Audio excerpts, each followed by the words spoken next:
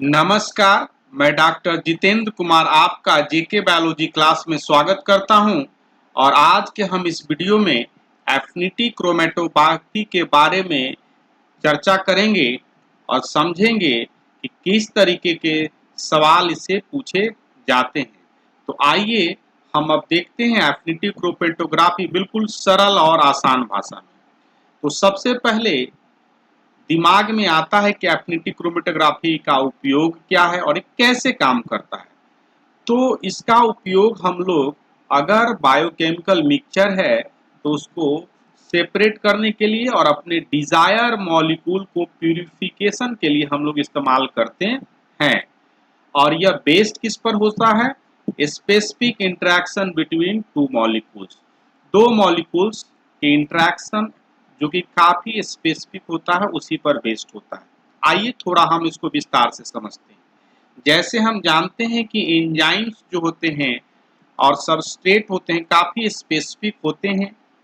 Antigen और antibody भी काफी स्पेसिफिक होते हैं और रिसेप्टर और लाइगेंड भी क्या होते हैं? काफी स्पेसिफिक होते हैं। मतलब स्पेसिफिक कहने का क्या मतलब है कि अगर कोई एक रिसेप्टर मॉलिक्यूल है, आप यहाँ पर देख सकते हैं कि ये आपका प्लाज्मा मेम्ब्रेन है और प्लाज्मा मेम्ब्रेन पर क्या है? एक रिसेप्टर्स मौजूद है। आप देख सकते हैं कि ये क्या है? रिसेप्टर आपका मौजूद है। तो ये रिसेप्टर अपने स्पेसिफिक लाइगेंड को ही बाइंड करेगा। मान लीजिए कि अगर ये इसका क्या स्पेसिफिक रिसेप्टर है, रिसेप्टर लाइगेंड इस रिसेप्टर के लिए, तो इसको बाइंड करेगा और बाइंडिंग स्पेसिफिक होगा।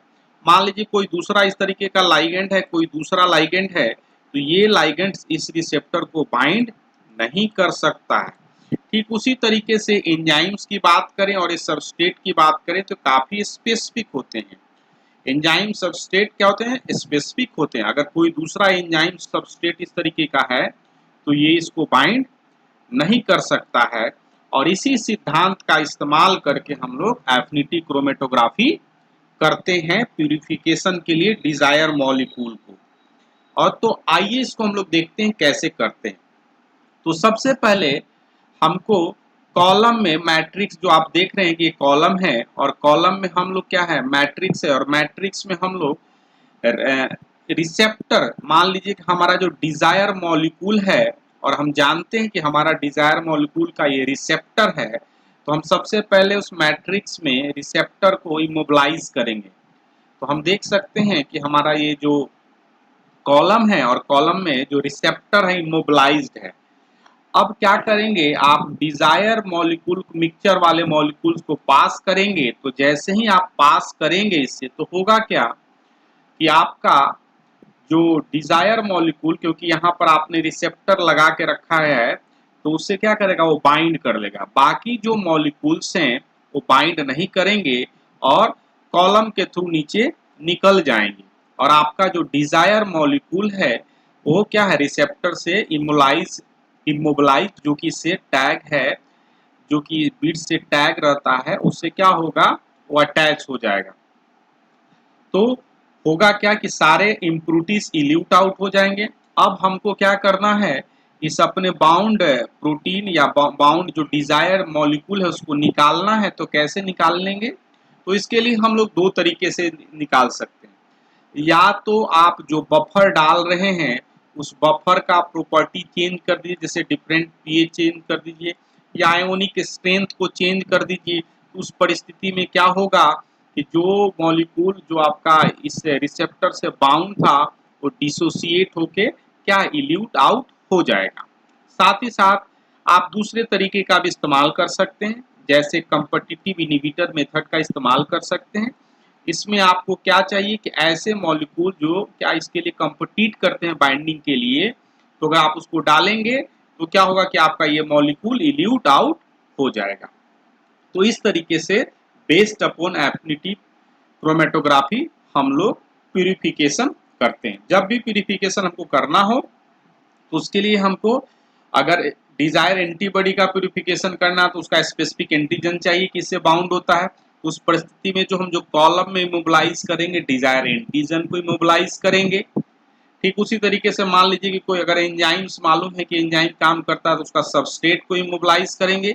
और सबस्ट्रेट को इमोबिलाइज करेंगे तो जो डिजायर एंटीबॉडी उससे बाउंड हो जाएगा और फिर हम अपनी आवश्यकता के अनुसार उसको इलीट आउट कर सकते हैं। इलीट आउट मतलब बाहर निकाल सकते हैं कॉलम से और अपना जो भी काम है उस प्यूरिफाइड मॉलिक्यूल का इस्तेमाल कर सकते हैं। यह काफी अच्छा तरीका है और इससे काफी आसानी तरीके से प्रोटीन का प्यूरिफिकेशन किया जा सकता है। आइए हम लोग देखते हैं कि किस तरह के मैट्रिक्स का इस्तेमाल फ्रिक्वेंटली मतलब एफिनिटी क्रोमेटोग्राफी में किया जाता है। जैसे निकल कॉलम। निकल कॉलम मान लीजिए कि अगर आपने कोई रिकम्बिनेंट प्रोटीन तैयार किया है और रिकम्बिनेंट प्रोटीन जो कि आपने बैक्टीरिया में एक्सप्रेस कराया है और बैक्टीरिया में रिकम्बिनेंट प्रोटीन में आपका हिस्ट टैग है, तो आप क्या करेंगे, सारे प्रोटीन को आप पास आउट करेंगे इससे। और आपने क्या किया, निकिल को टैग करके रखा है अपने मैट्रिक्स के बीट्स में, तो होगा क्या कि आपका ये प्रोटीन जो है रिकम्बिनेंट प्रोटीन इससे बाउंड हो जाएगा और फिर आपको डिजायर कंडीशन को चेंज करके उसको इलीट आउट कर सकते हैं। ठीक उसी तरीके से कैलमोडीन, कैलमोडीन का भी आप लोग इस्तेमाल कर सकते हैं। अगर आपको कैलमोडीन बाइंडिंग एंजाइम्स को क्या करना, अगर प्यूरिफाई करना है तो आप उसका इस्तेमाल कर सकते हैं। कैलमोडिल कैल्शियम बाइंडिंग प्रोटीन भी है। साथ साथ एबिडीन का इस्तेमाल काफी महत्वपूर्ण, काफी फ्रिक्वेंटली ये सवाल पूछे जाते हैं। अगर बायोटीन कंटेनिंग एंजाइम है तो आप इसको एबिडीन का इस्तेमाल करके अपने मैट्रिक्स में एबिडीन को इमोबिलाइज करके बायोटीन कंटेनिंग एंजाइम को क्या कर सकते हैं, प्यूरिफाई कर सकते हैं।